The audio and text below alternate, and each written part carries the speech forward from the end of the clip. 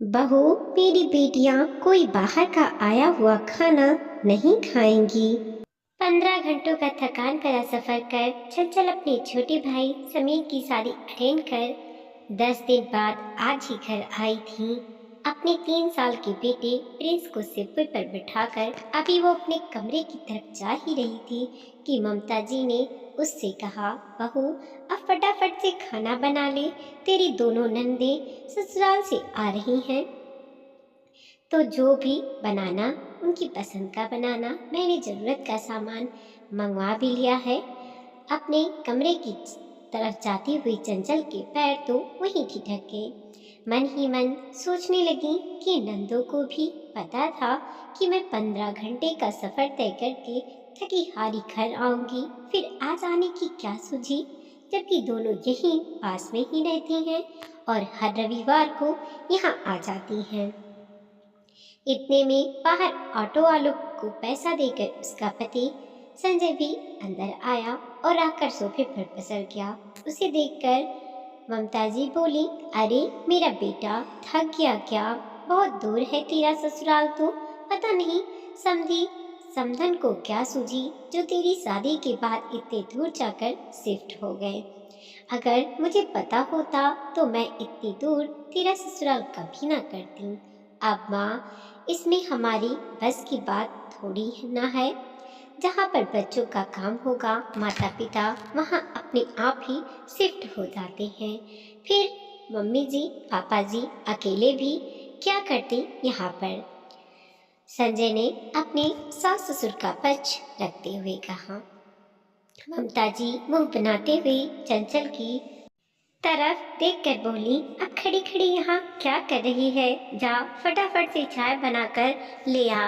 देख नहीं रही ये कितना थक गया है? ममता जी की बात सुनकर संजय हंसते हुए बोला, अरे माँ, मैं अकेला थोड़ी ना थका हूँ, वो भी तो थकी है, वो भी तो मेरे साथ ही आई है। तो इतनी दूर से ट्रेन में बैठी बैठी ही तो आई है। कौन सा ट्रेन में कोई काम कर रही थी जो थक गई? ममता जी चिढ़ते हुए बोली। चंचल ने अपना लगेज की तरफ देखा तो संजय ने कहा, तुम जाओ और चाय बना लो, तब तक मैं ये सारे बैग उठाकर कमरे में रख देता हूँ। उसकी बात सुनकर चंचल तो रसोई में चली गई। पीछे से संजय उठकर बैग उठाकर कमरे में रखने लगा तो ममता जी बोली, अरे थोड़ा आराम तो कर ले, अभी अभी थका हुआ तो आया है, बैग उठाकर तो वो नहीं रख सकती है क्या जो उसका काम तू कर रहा है? माँ, उसमें उसका काम और मेरा काम क्या है? इसमें मेरा भी तो सामान है, अगर मैं रख दूंगा तो काम जल्दी ही फ्री होगा। फिर सोच रहा हूँ कि बाहर से ही कुछ मंगा लेता हूँ, बहुत जोर से भूख लग रही है। अब चंचल भी थक गई होगी तो क्या खाना बनाएगी? क्यों, खाना क्यों मंगा रहा है? अभी तेरी दोनों बहनें मधु और मेघा भी तो आ रही हैं यहाँ पर, उन्हें क्या बाहर का खिलाएगा? ममता जी की बात सुनते ही संजय जहाँ था वहीं रुक गया। क्या मेघा दी और मधु दी आ रही हैं? आज अचानक कैसे आ रही हैं? अब तुझे देखे हुए काफी दिन हो गए थे तो इसलिए आ रही हैं। वो तो उनके बच्चों की परीक्षाएं चल रही है, छुट्टियां नहीं मिली, नहीं तो बच्चों को भी लेकर ही आती। बहुत दिन तो कहाँ हो गई माँ, अभी 5 दिन पहले मैं यहाँ से गया था, तब तो दोनों ही मुझसे मिलकर गई हैं। संजय ने धीरे से कहा, ये तो उनका प्यार है तेरे लिए जो वो तुझसे मिलने आना चाहती हैं, तो इसीलिए बाहर से खाना मत मंगा, चुपचाप बहू को बोल दे कि उनकी पसंद की चीज़ें बना दे। मेरी बेटियां कोई बाहर का आया हुआ खाना नहीं खाएंगी। पर माँ, चंचल भी तो थकी हुई है, 15 घंटों का सफ़र कुछ कम नहीं होता है। ऊपर से 3 साल का बेटा ट्रेन में कितना परेशान कर दिया उसने। एक बच्चे में ही थक गए तुम लोग। मैं भी तो तुम तीनों को लेकर के जाती थी तुम्हारी ननिहाल। माँ, वो 15 घंटे का रास्ता नहीं था, लेकिन 1 घंटे तो ट्रेन में सफ़र करती ही थी ना। तब तो मेरी मदद के लिए कोई नहीं आता था, वो भी 3-3 बच्चों के साथ। माँ, आपने क्या किया वह आप जानो। आपकी सास ने आपके साथ क्या क्या व्यवहार किया आप जानती हो, लेकिन आपके साथ जो हुआ उसे बहू पर थोपना तो गलत है ना। भला उसका बदला बहू से क्यों? तेरे पापा ने तो कभी पलट कर जवाब नहीं दिया तेरी दादी को, जो तू अपनी पत्नी के लिए मेरे सामने खड़े हो जाती है। माँ, पापा और मुझ में फर्क है, हर चीज में कंपेयर क्यों करते रहते हो?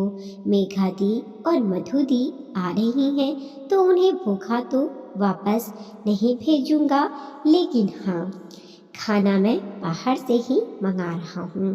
चंचल भी थक चुकी है, उसे भी आराम चाहिए। अभी तो काम पर लगा दोगे, फिर बीमार पड़ी गई तो 3-4 दिन तक घर का काम खुद करोगे। उससे बेहतर है खाना बाहर से ही मंगा लें। कहकर संजय ने बाहर से ही खाना ऑर्डर कर दिया। ये देखकर ममता जी तिल मिलाकर रह गईं। खैर, थोड़ी देर बाद अभी तीनों बैठकर चाय पी ही रहे थे कि मेघा और मधु भी आ गई।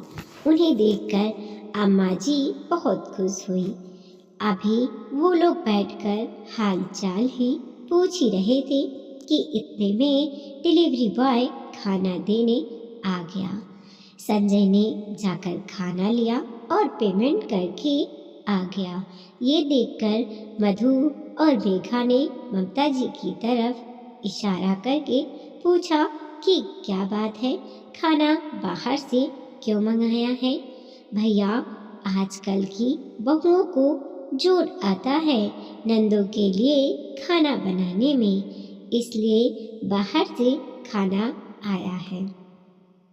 ममता जी ने धीरे से बोली, पर ये बात चंचल को सुनाई दे गई, पर वो कुछ न बोली, बस उठकर रसोई में आ गई, क्योंकि वो जरा से बोलेंगी तो ममता जी 10 बातें सुनाएंगी। और इस बार तो 2 नंदे भी साथ बैठी हुई हैं। संजय और चंचल ने मिलकर खाना निकाला और सब लोग साथ में ही खाना खाने बैठ गए। इतने में मेघा बोली, कुछ भी कहो चंचल, तुम बड़ी भाग्यवान हो जो तुम्हें ऐसा ससुराल मिला है। पूरे परिवार के साथ बैठकर खा रही हो, वरना हम तो रोटियां बेल बेल कर ही परेशान हो जाते हैं। तुम्हें तो इसके लिए बहुत दान धर्म करने चाहिए और भगवान का शुक्रिया अदा करना चाहिए जो तुम्हें हमारा भाई मिला, जो कम से कम यह तो समझता है कि बीबी थकी हुई है तो बाहर से खाना मंगा लो, वरना हमारे पति तो खाना बनवा ही लेते थे हमसे। मधु भी साथ में बोली, पर चंचल मुस्कुरा कर रह गई। अरे वो तो मेरी दोनों बेटियां एक ही घर में हैं, जो हिल मिल कर काम कर लेती हैं। नहीं तो इतना बड़ा परिवार है, कोई और होती तो बहुत बुरी हालत हो जाती।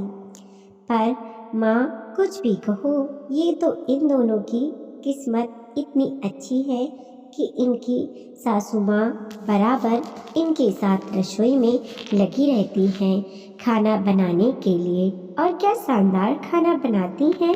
और इनकी दोनों नंदे भी कोई भी काम हो भाग भाग कर काम संभालती हैं। संजय ने कहा तो ममता जी तुनकते हुए बोली, क्यों, तेरी बहनों ने क्या तेरी शादी में भाग भाग कर काम नहीं किया था?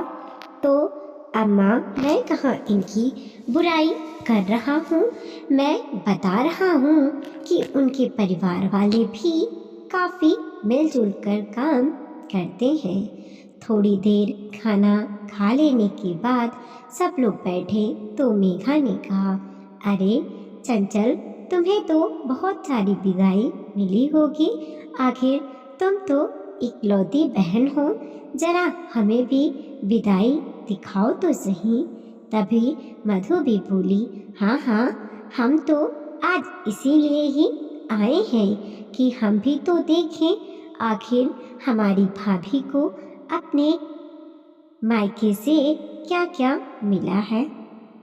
जब दोनों ने कहा तो चंचल उन्हें अपने साथ ही कमरे में ले गई। पूरा परिवार वहीं बेडरूम में ही बैठ गया। तब चंचल ने विदाई वाले बैग खोलकर दिखाए। सचमुच बहुत सुंदर सुंदर साड़ियाँ थीं। अरे वाह, ये तो कितनी शानदार साड़ी है। इस पर तो एम्ब्रॉयडरी वर्क किया हुआ है, लगता है हाथों से किया है ना? मेघा ने पूछा तो चंचल बोली, हाँ दीदी, ये माँ ने स्पेशल कहकर मेरे लिए बनवाई थी, बहुत महंगी पड़ी है। पर अरे, तो हाथ की कारीगरी तो वैसे भी महंगी ही पड़ती है। मुझे तो ये साड़ी बहुत ही पसंद आई। बीच में ही मधु बोल पड़ी। उसकी बात सुनकर चंचल मुस्कुराती, लेकिन तभी ममता जी बोली, अरे मधु, तुझे ये साड़ी चाहिए तो रख ले। भाभी होने के नाते चंचल तुझे तो दे ही सकती है। ममता जी की बात सुनते ही चंचल के चेहरे की मुस्कुराहट ही गायब हो गई। लेकिन संजय बीच में ही बोल पड़ा, दीदी, आप लोगों को ऐसी साड़ियाँ चाहिए तो मैं बनवा दूंगा। इस बार रक्षाबंधन पर मेरी तरफ से ही ऐसी ही साड़ियाँ आप दोनों के लिए। अरे क्यों बेवजह खर्चा कर रहा है? जब साड़ी है तो यही दे दे।